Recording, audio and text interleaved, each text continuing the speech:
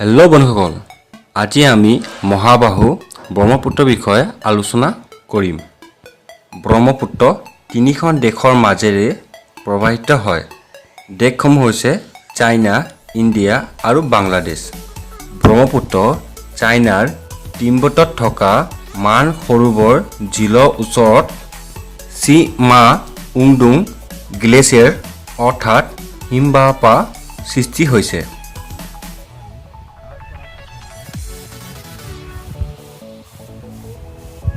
চাইনাত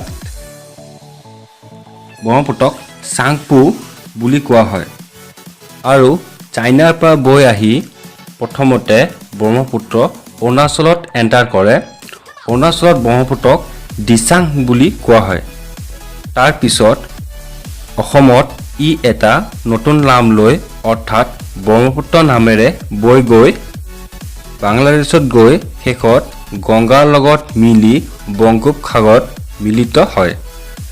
বাংলাদেশক ইয়াক যমুনা নদী বুলি কোৱা হয়। অসমত ব্ৰহ্মপুত্ৰ পাছিঘাটৰ পৰা ডিব্ৰুগড়, তেজপুৰ, গুৱাহাটী, ধুবুৰী আদি প্ৰধান চহৰৰ মাজেদি বাংলাদেশলৈ যায়।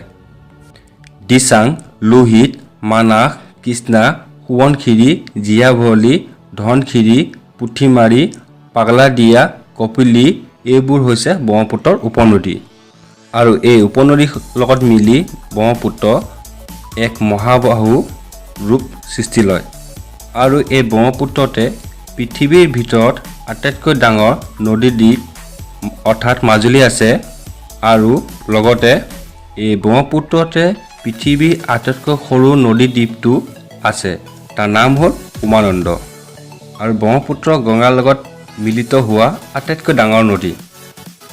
ব্ৰহ্মপুত্ৰ হৈছে আমাৰ অসমৰ প্ৰাণ আৰু ব্ৰহ্মপুত্ৰ পৰিষ্কাৰ ৰখাটো আমাৰ এক কৰ্তব্য।